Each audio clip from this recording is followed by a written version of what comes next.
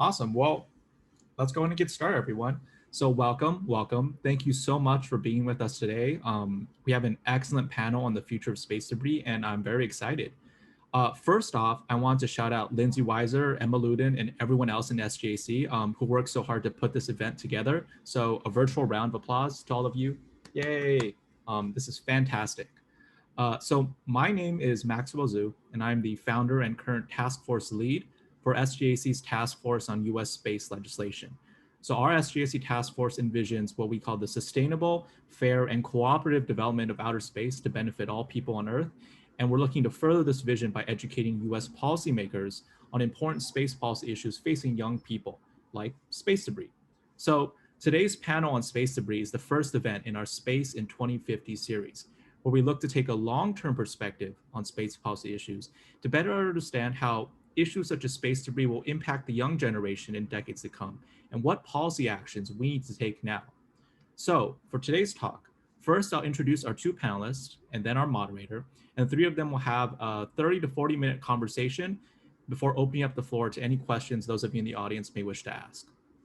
So without further ado, first, it is my pleasure to welcome Charity Weeden. Charity is currently the Vice President of Global Space Policy at Astroscale U.S., and she chairs the FAA's Commercial Space Transportation Advisory Committee.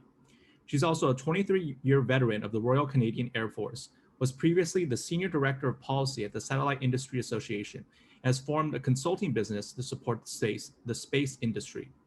Charity is a stalwart for international partnerships and better dialogue that help create a sustainable space future for all, a mission that many of our young space generation audience members here today, including myself, are very eager to learn more about and contribute to. Charity is also a proud mentor and proponent for diversity and inclusion in the space community, especially as a mentor with the Brooke Owens Fellowship Program. Charity, welcome. Next, I'm pleased to welcome Gabriel Swiney. As the lead international space lawyer for the U.S. Department of State, Gabriel advises both the State Department and National Space Council on all issues relating to international space law.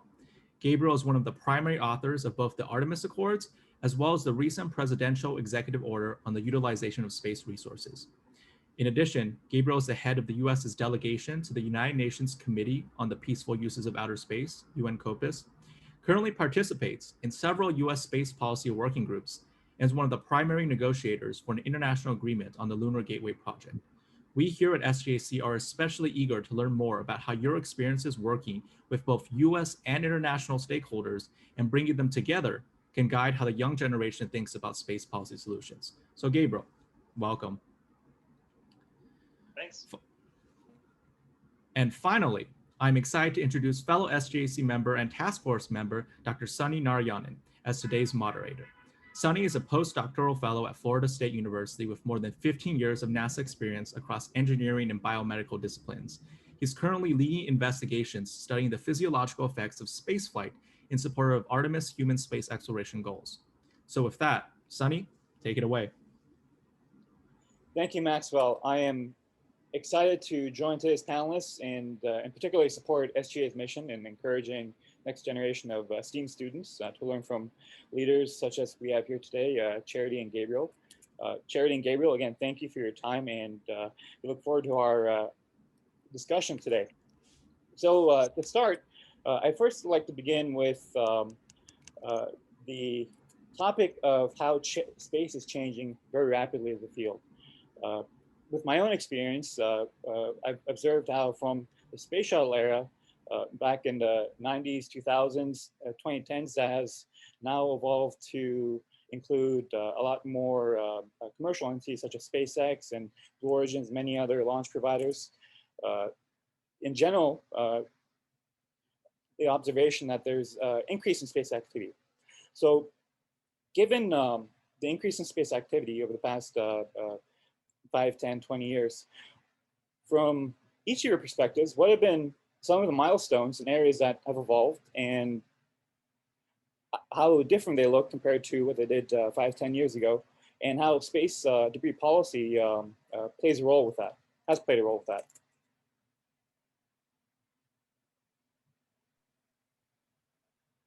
I'm happy to kick it off if you'd like, Sunny. Feel free, Charity. Thank you. Okay, great. Well, thank you for having me. I think this group, SGAC, your work, your tireless work is really making an impact. And I am very much looking forward to your questions and seeing how we can collaborate. So you're absolutely right, Sunny. Things have changed in the last 5, 10, 15, 20 years. It's exciting, isn't it? Right? There's possibilities that I'm surprised of, and I've been in the business not that long. So, I mean, commercial everything in space, the actual possibility of spaceflight participant astronauts, private astronauts, I feel we're on the cusp for that. We have thousands of satellites bringing broadband access of speeds that I know, Moore's law seems really, really, really quick. All great things. And we want to keep this economy, space economy, and the usage of space thriving, right? This is a great trajectory. Unfortunately, we have old rules for new uses of space, right? So we have new entrants, new players. It's more international, which is awesome as well. Approximately 90 some countries have space hardware. But we don't necessarily have the regulatory framework and the international collaboration in place to help accelerate and keep the trajectory that we're on. And unfortunately, add on to that 6 decades of, you know, uh, tossing your satellite at the end of life and not thinking that it's going to be an issue, that's come to bite us today. And then you look forward of thousands and thousands of satellites, which is great. A lot of them are, manageable and they are under control, but some of them will not be under control at some point. And so what do we do there? What do we do with the space traffic management piece? Even if satellites are under control, how do we coordinate among each other to make sure everyone has access to space? So a lot of great policy, regulatory, best practices work is being done right now to catch up.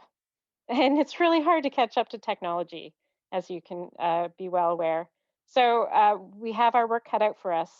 And it is groups like SGAC that we need all hands on deck. We need your support to help propel us and make sure space is sustainable for everyone in the future.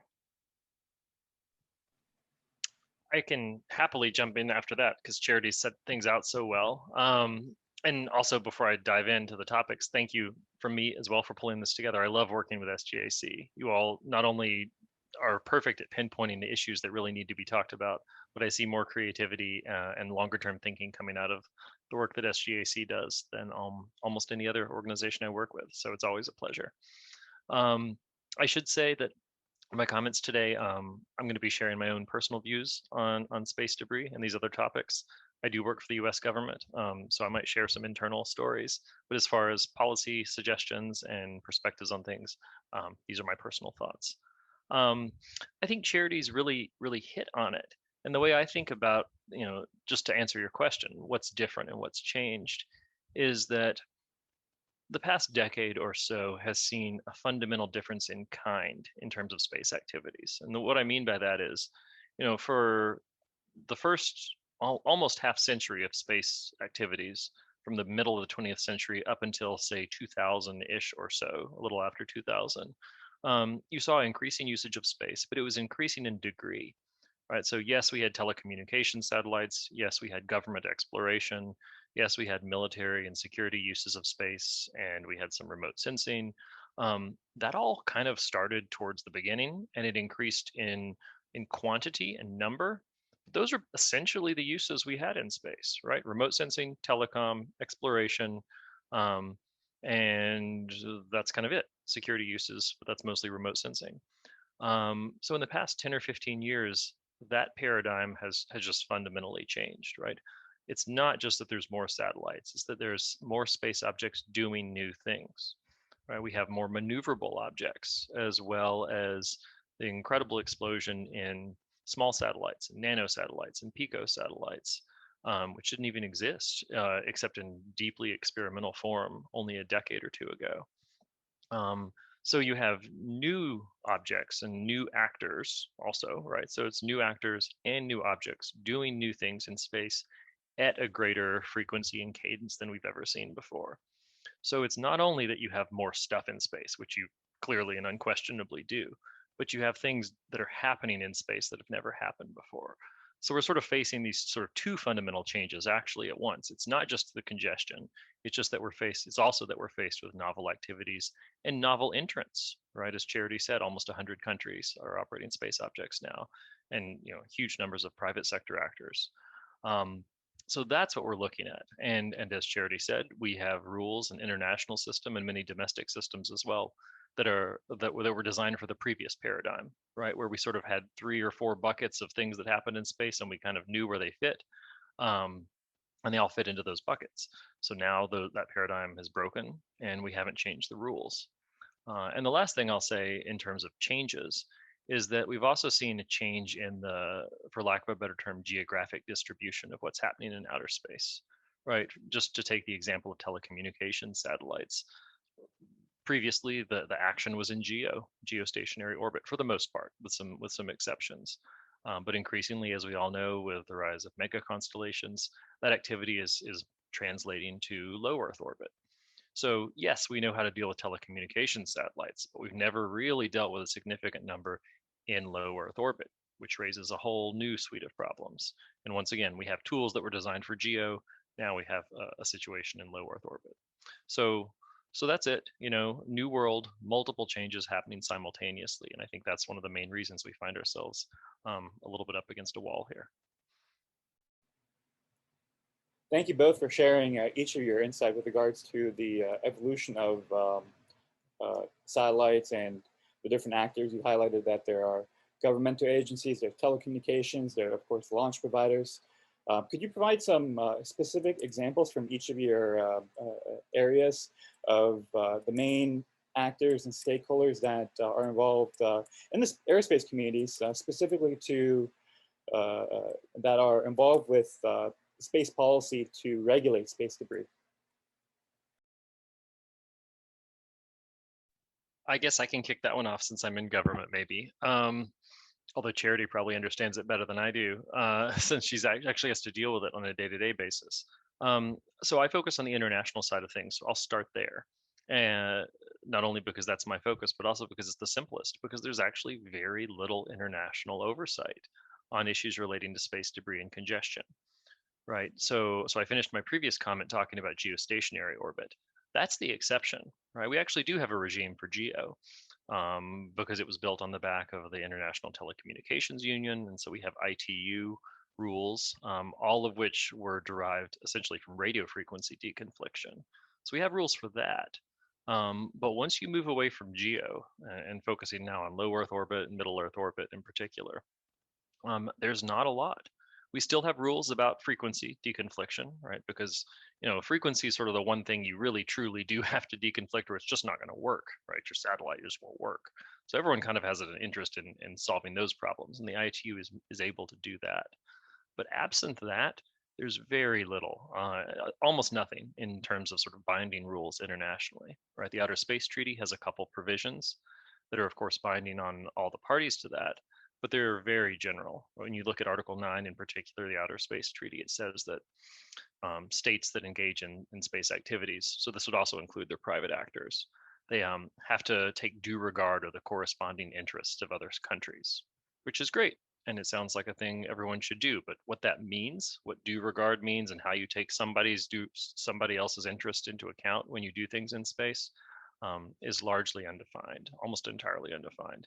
And it's also worth noting that countries, including the United States, we almost never speak in terms of the Outer Space Treaty when we talk about we've licensed X number of satellites to go up to low Earth orbit. No one, whether it's the U.S. or China or anyone else, no one says, and we're happy that we can do this because we've done the following analysis and that meets our due regard obligations, right? No one talks in those terms. So what they do talk in terms of, instead, lacking sort of clear international guidance, is domestic regulation. So many countries, including the United States, of course, domestically regulate space activities. And as I'm sure many, if not all of you all know, in the United States, we have a split system, right, where we have multiple regulators, where NOAA regulates remote sensing, The FCC regulates broadcast and frequency issues, and the FAA regulates launch and reentry. And you can sort of take two of those and sort of put them to the side. FAA and NOAA don't really do a lot when it comes to space debris. So most of the U.S. domestic regulatory work on the space debris side comes actually out of the FCC, which I think it surprised me when I started doing space law, and I think it would surprise a lot of people. And it's maybe not how one would design a sort of rational system from the ground up, but it is where things mostly come from now. We piggyback our space debris mitigation obligations on U.S. companies and other actors on the ability to get a frequency license, essentially, right? That's the carrot. You have to follow these guidelines or you don't get a license to broadcast. And if you can't broadcast to your satellite, then what's the point of having a satellite? So that's how it works here. There's a couple other players, Department of Commerce, Department of Defense. There's some questions that we can talk about later about who has responsibility for space traffic management and space situational awareness. So if you're looking at the sort of how do you navigate in space and how do you avoid collisions, there's players like that. Of course, NASA has a role as well in terms of tracking very small debris. But those are the players, at least on the US government side. And as I said, internationally, there's not really a single coherent system. There's some non-binding guidelines that we could talk about, but there's a real paucity of binding rules there. Yeah, I agree with Gabriel that a lot of this is bottom-up approach, domestic, regulatory, and policy priorities get mixed up, or not mixed up, but combined with other nations, whether that's ad hoc or multilateral fora or international fora, and kind of decisions get developed there, but they end up as best practices, not thou shalls. And the exception is, of course, these older institutions like the ITU, but one might argue that the IADC even is a consensus body where each individual nation, brings their play, if you will, and then they kind of discuss that. Same with the International Standards Organization. So regulation and how regulators are thinking of ensuring the effective use of orbits, and I use that term because in the ITU it's all about effective use of spectrum, which I think they're both linked. So how regulators are going to have that oversight or the authorization and continuing oversight for their private space activities will differ from country to country, but I'm seeing some commonalities, and Gabriel tapped on those. There's usually a spectrum regulator for each nation. There's typically a mission authorizer. I'm seeing that around the world. At Astroscale, we have our satellite in orbit today was regulated and licensed by the UK. And also we've been involved with the Japanese government as well. So we see things from multiple agencies in multiple countries, how they're regulating things. But the US, you're right, the FCC has it. Canada, it's kind of bifurcated. Industry Canada looks at that as well. But I know that Government Affairs Canada cares about this as well. So it's a little bit of a hodgepodge. And you're right that there's no one set rules. No one's agreed internationally of what does it mean to mitigate debris.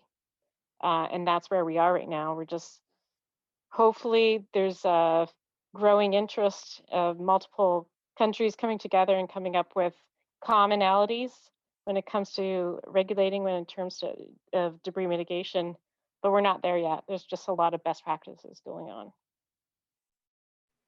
Thank you both for what you've shared. So to touch on Charity, what you had mentioned with regards to satellite through Astroscale regulation by the UK government, I wish to ask a follow-up question. Is there, and would this potentially evolve over the next 5-10 years of increased interactions between governmental agencies and private industry?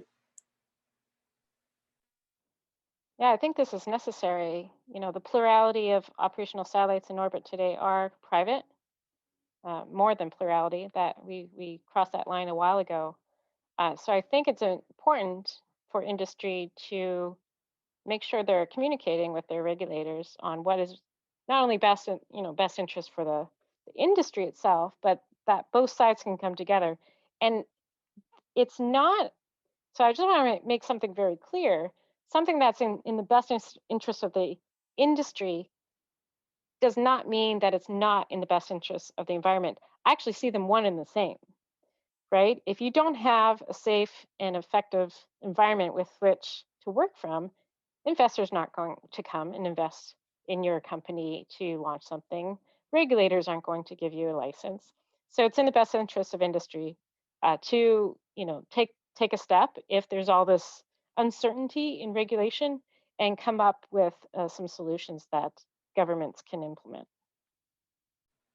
Very interesting. So, Gabriel, with what Charity had just shared and what you had commented with regards to the FCC, you had mentioned that was a bit comment that was surprising that the FCC is kind of the regulatory element of the government that handled space affairs. Do you think there would be, it would, from a governmental perspective, to have a separate entity from the SEC that handles these sort of space debris with regards to, especially what Charity just highlighted? I think this raises a bigger problem, frankly. Charity mentioned that most countries have an agency, or many countries have an agency that does sort of a mission authorization, right? That looks at the mission that a space object is going to go up and do, and sort of takes into account the full range of issues raised by that. And so that could be things like debris, certainly, but it could also be things like planetary protection obligations, safety of operations, not just relating to debris, but other forms of safety, harmful contamination. There's a whole suite of issues, right? We're focused on debris here, but we should keep in the back of our mind that there actually are other things you have to think about when you go to outer space. And there are countries that have a regulatory system that allows them to give a mission authorization. I'll use that term because that's sort of the most general for spacecraft. The United States doesn't have that. Right, like I said, we have this split system where you're actually licensing different aspects of the behavior. You're licensing frequency use, or you're licensing launch, or you're licensing remote sensing, and those are really activities that you're licensing, right? But in terms of like, is the mission itself something that sort of ticks all the boxes and is acceptable? The United States doesn't have a system that can do that. There's just no U.S. regulatory agency that has the domestic legal ability to do that thing. Because of course, regulatory authority ultimately flows from Congress and from legislation. It's all essentially delegated from Congress. There's been a couple attempts to pass laws that would create such an ability. Whether it would sit in, some of those laws say it should sit in Commerce, some say it should sit in FAA. From my perspective, it doesn't make a tiny bit of difference. I know huge amounts of ink and blood, almost, not quite literally, but time has certainly been spilled within the space community. And depending on which company you talk to or whoever you talk to, some people feel really strongly that the FAA should be doing this or that Commerce should be doing this. I don't care. I just wish somebody was doing it. I'll give an example, and I don't want to sort of prejudice any outcomes or anything, but I'll just give an example for some types of missions, right? We've seen in the past, it's been reported in the press, companies have thought about launching a satellite that could create artificial shooting stars on demand, right? A satellite that would go up, would float around in an orbit, and it would have for lack of a better term, a gun or a dispenser that could sort of launch small projectiles into the upper atmosphere that would then burn up and create artificial shooting stars. And you could imagine why it'd be super cool if you were having a birthday and you could like push a button on an app and there's a shooting star above. Right? That'd be super, super awesome from a business perspective, from just a cool birthday party perspective. But that kind of thing obviously raises a number of legal and policy problems, right? If you have a private actor operating what is essentially a projectile cannon or something, some sort of launcher in space, you can imagine all sorts of problems. There's no one in the US government right now that can sort of look at that mission as a whole and say, is this worth it, right? Are the costs to the public or the danger to the public or to the space community or to sustainability or all of those costs and externalities, are those worth the commercial benefit or whatever. Right? There's no one who can say no. So lacking that, right? Are their frequency uses just fine? Yeah, probably. They're probably doing perfectly fine on radio frequencies. Is their Earth observation fine? Probably. I doubt they're doing anything weird Earth observation. Their launch, presumably it's fine too. So a company like that, would sort of tick all three of those boxes, and no one would have thought through those broader issues. So that's a long way of answering your question. Yes, we absolutely need it. I think a modern and rational regulatory system would have the ability to think about debris in a holistic sense, as well as all these other issues. I just want to hop on that and say that for birthday parties, I'd more recommend, it might be easier actually to get one of those light up drones at night and get those, that might be more impressive. So rather than going through the hopper of the FCC, State Department, FAA potentially, and NOAA. But one thing that's important and that industry absolutely need is certainty for where to go and what the process is and what the outcome is going to be. And right now we're in this world of these new missions, new commercial, like I said, commercial everything. If you can think of it, someone's thinking of it and putting it into space. So where do we go for that? And what I'm personally concerned about is, okay, I'm going to have to go to the FCC. I'm going to have to go to NOAA if I'm doing on-orbit servicing because we have cameras. I'll have to probably file, if we launch from the U.S., some sort of payload review information. Do I need a fourth place to go to? Is that okay? Can startups navigate that world? I mean, it's tough as it is getting through an FCC filing. So I think, and we're talking about the US here, but this is around the world. Certainty is important. That's where governments can help industry to lay it out simply. And here I'm going to, refer to the UK. They have a light system, right? Early application, that mission authorization, red, green, or yellow. If you're green, you're probably not going to have any issues. Proceed. If you're red, come talk to us, kind of thing. So that and not that I'm proposing that system here in the U.S., but that is one potential way it could help industry thrive and those innovative companies to get through the process as well. Just to turn it back to SGAC, this is exactly where we the space community need your help, right? Like it's as I said, there's been multiple attempts in Congress and other places to try to address some of these problems, to create, just like Charity was saying, like a single point of contact, or a one-stop shop, some people say, for regulatory system, and to look at these holistic issues. They've all sort of failed for different reasons. Some of them good reasons, and some of them dumb. But it's critical to keep this at the top of sort of policymakers' radar, right? Most people, unlike us on this call, like they don't sit around and think about space all day. They don't think about space debris, and it's in the news when the Chinese, rocket body re-enters. Then they forget about it a week later after they make jokes. So it's absolutely critical that not only do we think about good solutions, which we can talk about today, that we also sort of do the political legwork to make sure that the White House, members of Congress, other policymakers know this matters, because we want to solve these problems before things get worse, before there's a large collision, before we have to become sort of in a reactive mode. That's the worst case scenario. So to the extent that SGAC can talk about these issues, but also, write your congressperson, invite policymakers to events like this, keep this in the public consciousness. I think that's actually one of the most critical things that anyone can do. And it's something that you guys can do, frankly, more than those of us inside government, certainly. Thank you both for sharing that. With regards to young people and becoming involved with what sounds like a lot of potential for development of both in government and in private industry to shape and develop a space policy, could each of you give some examples of how young people today, such as those in this audience, who would be interested in helping solve some of the issues, risks, and gaps that you both have highlighted, and what may they keep an eye out for in the next 5, 10, 20 years? And Charity, please, first. Wow, yeah, kind of echoing Gabriel's last comment here of getting involved. So there is the advocacy piece, which is very important. Um, Also, being part of the community, right? You're in a policy and legal group. Get your thoughts out there, research, study, and push it out into the public journals or IAC papers. Um, Comments, SGAC has a desk at UN Copious. Leverage the desk to get your points across there.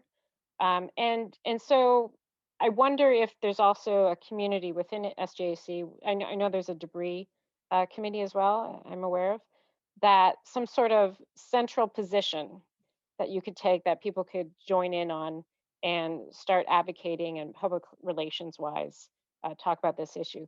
Beyond that, folks in SGAC and young professionals, writ large, they're going to be either now or very soon in key positions to influence. So either a policymaker, academic, or you might just join industry and you'll be helping making the rules there. It is a really important time right now. The last, say, 3 years, where I said commercial everything, the rules, especially, I feel the last administration, there was a lot going on regulatory wise. And it was just a really important time for startups to get involved. And I know a lot of young professionals are involved with startup companies. And so, not forgetting the policy piece right off the bat when you're starting a company. It's actually really essential. It's so essential that Astroscale made it one of the three essential items that we will do day to day: build the technology, deliver the business case solutions, and champion the policies. Because what we're doing is brand new. We're in the policy vacuum, or as a good friend of mine says, we're policy orphans or regulatory orphans. And so we have to build this as we go. And so I feel that young professionals, they can get involved in any matter, no matter where you are, academic, industry, or government. No, that's all absolutely true. And I would also say, it's possible and useful to come at this issue and come at the issues of space sustainability and debris and other things from the side. And what I mean by that is, focusing within the space community and being involved and going to IAC and Copious, all that stuff is great and useful. And that's where you're going to be able to have the most detailed conversations. But to get real change to happen, I think it's going to need um, not only additional perspectives in terms of individuals, but we need other industries to realize the importance of this to them as well. So, for example, there's work to be done on the insurance side, right? If you're really interested in questions about liability and insurance and how you allocate risk across different actors, right? Those are questions that come up in many industries. It's not just a space issue. So you can go, work in that world, become an insurance underwriter, become an actuary, and then bring that expertise into space and say, like, see, we have solutions here. This industry has solved these kinds of problems before. Here's how we can apply them to space. And you can do that all over the place, right? For me, that's international law, right? I'm an international lawyer. I wasn't a space person until later in my career. So I've been able to do that with international law, but you can do that with all kinds of other entry points. Also, incidentally, that helps in terms of giving you flexibility in terms of looking for jobs when you go out, so you don't have in your mind like, I have to work in the space industry or I'm going to be sad all day, right? If you can go out and develop an expertise and then sort of aim that expertise back at space law, space policy, space business, I think that's not only useful in terms of your own life plan, but that's actually how I think change is going to happen. And I can't echo Charity's point enough about getting industry actors plugged into the policy world. Um, the difference between the space community and some other industries is just incredible when it comes to that.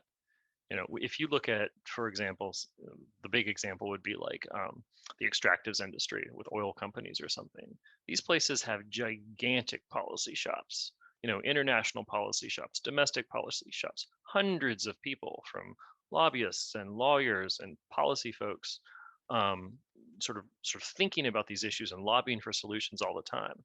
And then you can go to a space company, even a sort of medium-sized one, and they might have like 2 people, but actually all they do is government contracting work, right? And that is, as someone who would love to be lobbied more by these people, it's actually really frustrating because sometimes it feels like you're sort of making up solutions and guessing.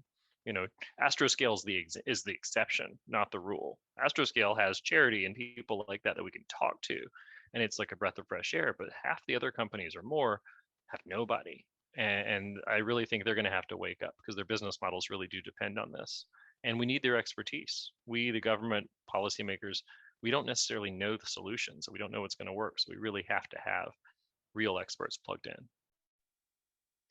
One piece of very specific information I just want to share is currently the FCC is looking at new rules for debris mitigation. They already passed some rules last year, and then they said, well, we need to kind of go further. Let's get some more information. And how the rulemaking process happens in the U.S. is it is public in the FCC. This is one of the good things about the rulemaking process at the FCC, independent body, and it is all in the public, and you can see what everyone thinks about the issue. So I'm typing in the chat the website where you can see what everyone thinks about debris mitigation in industry and academics. And you can, even NASA had to put in a public filing into this one. So if you have thoughts, the FCC is listening. And actually they have to account for all comments that are put into the rulemaking process. And I personally and Astroscale, we want to see this rulemaking advance, and it hasn't advanced in about a year. So take a look if you're interested, and take a look at the sausage making in progress happening right now. And this is actually opportunities around the world, you know, paying attention to when regulatory bodies are about to make important decisions that will affect you. You can get involved and have a public comment. Thank you again both for the incredible insight and suggestions and input with regards to space debris in the context of government and industry. So are there, for our audience, closing remarks with regards to key takeaways, thoughts with regards to the current state of the space debris field, as well as what young professionals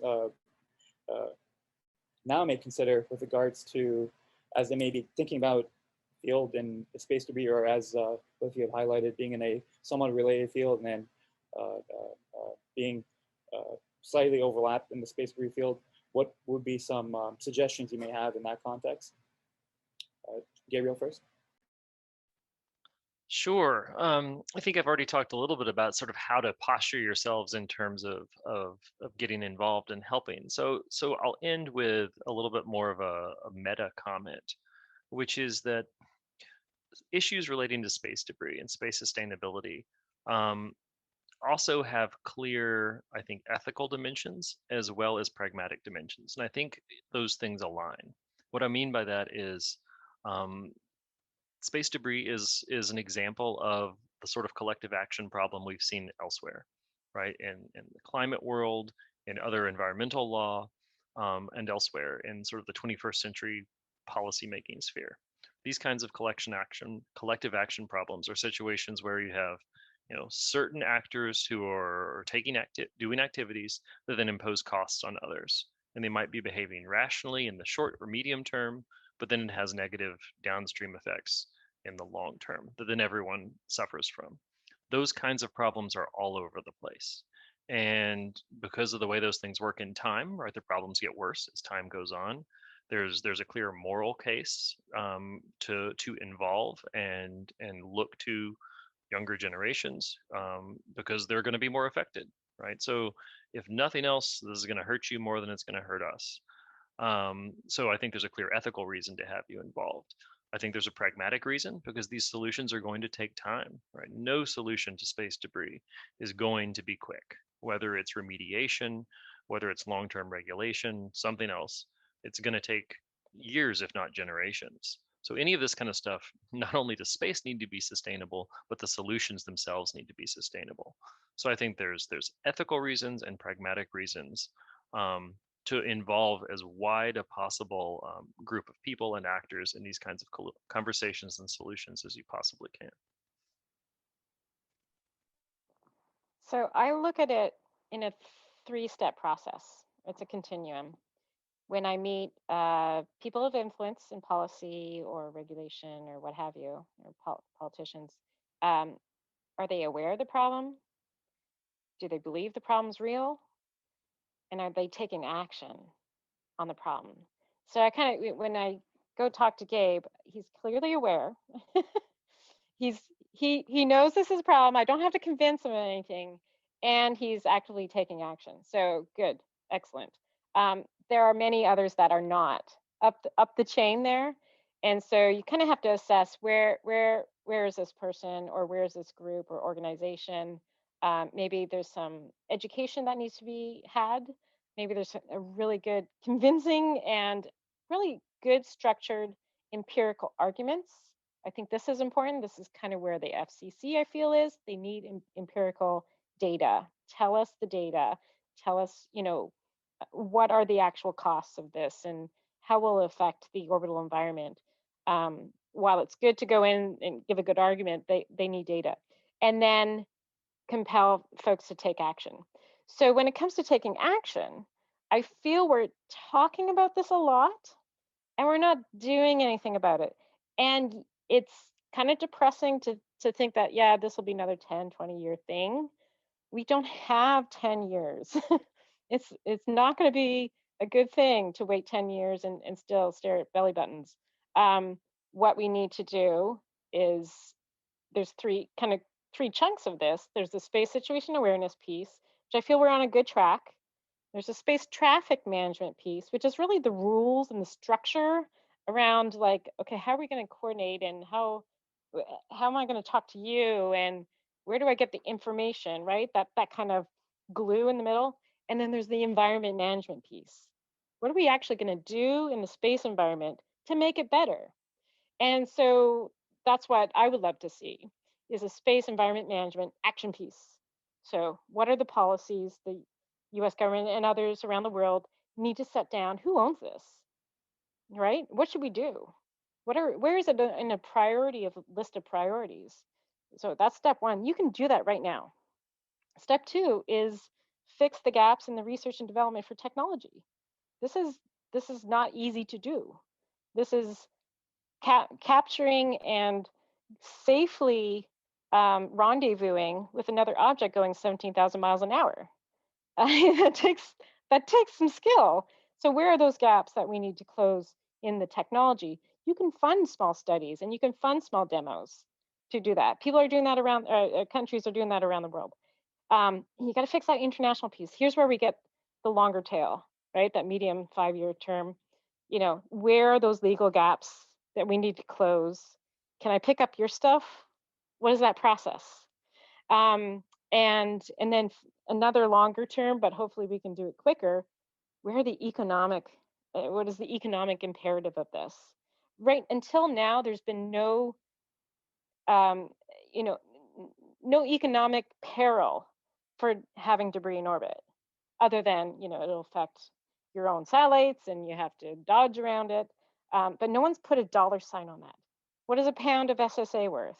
What is a clean orbit worth to you? I bet you it's worth a lot nowadays. Oh, you'll have a pristine orbit. It'll be all to your own. It fits perfectly with your mission profile. Would you like it? Yes, I'll pay extra for that. And then finally, let's actually have a longer term program to make sure we stay on top of the debris situation, make sure we're remediating, make sure we're filling R&D gaps, just-in-time collision avoidance, and what are all the technical gadgets we can use to mitigate debris as well. Thank you both for all that. That sounds like there's a lot of opportunity for students and young professionals to get involved, and a lot to be done. It almost sounds like it's a little bit of a wild, wild west in the terms of the space policy, space debris arena. So thank you. We'll switch gears to audience questions, and starting with Uttam Banik.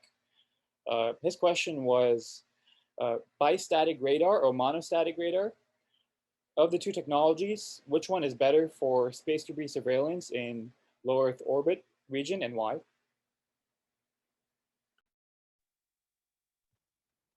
I apologize. I don't know the answer to that question. I will say something very generic, say more SSA data, the better. And I love radar. So if they both work, use them. Yeah, I don't know. That's a very technical question. I have to talk to a radar engineer for that one. Thank you. Well, let's switch gears to a question from Karen Graden on if there is a chance for an integrated regulators review, for example, a single review incorporating the perspectives of the various agencies that you've highlighted, each of you highlighted throughout our discussion today. Yeah, there's a chance. It's going to take Congress, right? That's sort of the bottom line. Is that it would require congressional reform of our current regulatory system, and it would probably require shifting of personnel and resources around a little bit between different regulators. There's some stuff the executive branch can do to make things easier and more streamlined, but at the end of the day, it's going to require congressional action to truly modernize our regulatory system. Like I said, there's been a few attempts to do it. They've all failed for different reasons, but it's certainly not impossible. Newly spacefaring countries or countries with new space regulatory systems do tend to have something like that, as Charity said. I'm very jealous of those countries whenever I talk to them. So you could do it. It could be had. And there's other solutions you could imagine that also sort of update our current system. So sort of the sky is the limit there if you can get the attention focused on the problem. I'll just add that I'm kind of newish to dealing with US government regulatory systems, but I'm pleasantly surprised at the level of interagency collaboration. I think that's an important thing in the interim before we get, this grand solution that'll fix everything. As long as the culture of the US government is one where, okay, we're actually trying to push things through and let's talk to one another and not hide in our corners. Thank you. So we have another technical question from Mark Meyer, just a heads up. How feasible is collecting, reusing, and recycling space debris material for other purposes? And I put Charity on the spot earlier, so I'll put Gabriel on the spot with a tech question first. I actually love that question. Go Charity, yeah. No, that because so the active debris removal is really about burning up an object in the atmosphere or super sinking it in a junkyard orbit, when it took thousands or millions of dollars to get that thing into orbit and to design it and all that stuff. So if there are salvageable items on spacecraft and one can weigh the business imperative, right? This is really a business decision as well. Then there might be an economic incentive to actually recycle these. The problem is the space environment is very harsh. And so, and then batteries, they don't last very long, and solar rays, they wear out. You're pelted with all sorts of plasma and hot and cold, and things break in orbit. So I wouldn't necessarily say it's as good as a used car lot, but maybe we'll get there. Maybe there's some way of materials development and modularity where we can switch things out instead of have the whole thing replaced. We can just replace that box over there that needs replacing and go repair it. Maybe there's a station of sorts. I mean, I would love to see in the future some sort of repair station, not only, doing the service to the satellites, but also, taking objects and with the permission of the owner, of course, Gabriel, and being able to recycle and repurpose it into something else.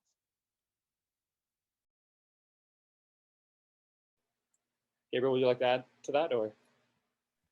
No, I think there's again it's a technology problem, but that can be solved. It's a business case problem. That's probably the stickiest one, as Charity said, is making it work from a financial perspective. And then legal and policy problems you can work past, assuming everyone consents to it. None of it's None of it's that hard to do other than the business case, frankly. That's far and away the hardest part.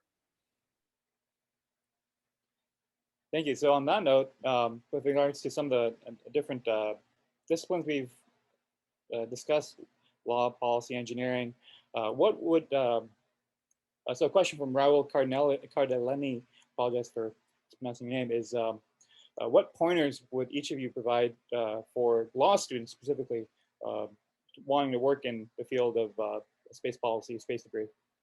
Well, I can take that one first, at least since I play a space lawyer. It goes back to what I said before, which is my perspective on this, and maybe this is just because this has been my experience, but it's that it's really useful to develop an expertise and then bring that to the space field, right? People who come up sort of from the very beginning of their careers and say like, I'm a space lawyer and that's what I am. I don't really know what to do with that statement, right? Space law is so big. There's everything from frequency usage to the international side, like that I do, to launch and reentry, and it just goes on and on and on. There's a million subtopics. Intellectual property, right? No person can know all of these things. That's a whole world of topics. So what I would suggest is pick a niche, pick an angle. For me, it was international, but it could very well be something else.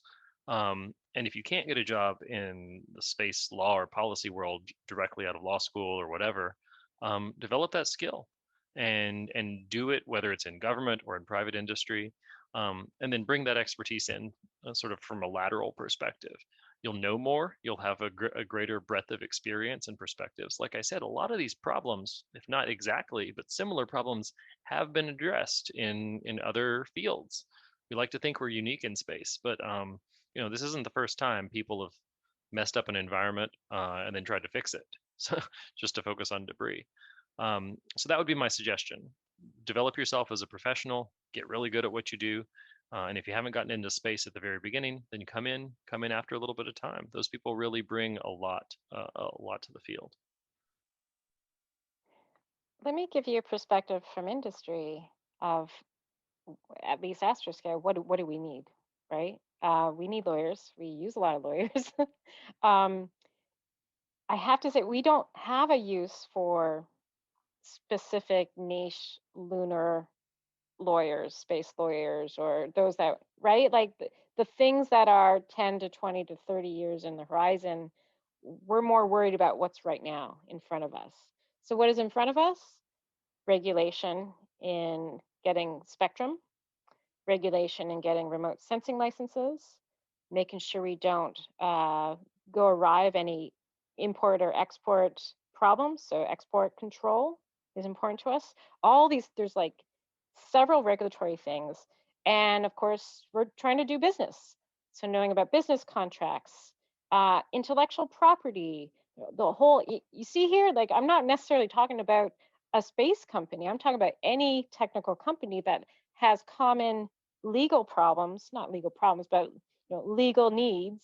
Find and tap into those. And the more of those boxes you can tick, the more attractive you will be to especially the younger companies that maybe can't afford 5 lawyers, of course, but maybe I can get one that knows where to find all these things and can learn about them. So that would be my advice if you're targeting, space companies, and if they're a certain size. Of course, larger space companies have whole teams of lawyers that they would love to talk to you, I'm sure. Thank you both again for all the incredible insight and suggestions and guidance as well. Before I'd like to pass the torch, so to speak, to Max for some closing remarks. Max. Thank you, Sunny, and thank you so much to both our panelists. Thank you to all three of you for taking the time. And of course, for our audience, we hope that you had a great time learning about space debris. If you are part of the young space generation, like many of us here today are, please consider checking out SGAC, the Space Generation Advisory Council. And if you're already in SGAC, come check out our task force on U.S. space legislation. We're trying to do very many of the things that Charity and Gabriel have been talking about today, about trying to get the young generation to advocate and work with policymakers, especially in the US, to deal with these important issues. Our URL is in the chat here. I encourage all of you to take a look. Feel free to reach out to any of us with the SJC backgrounds, and our info can be found on this website. If you want to learn more, want to be a part of us helping get Congress to do these kind of things that we've been talking about today. Other than that, we're coming up on the hour and want to make sure that we're respectful of everyone's time. So thank you all so much for coming today. Hope you guys have a great rest of the day, and we will hopefully see you guys later in the space policy community.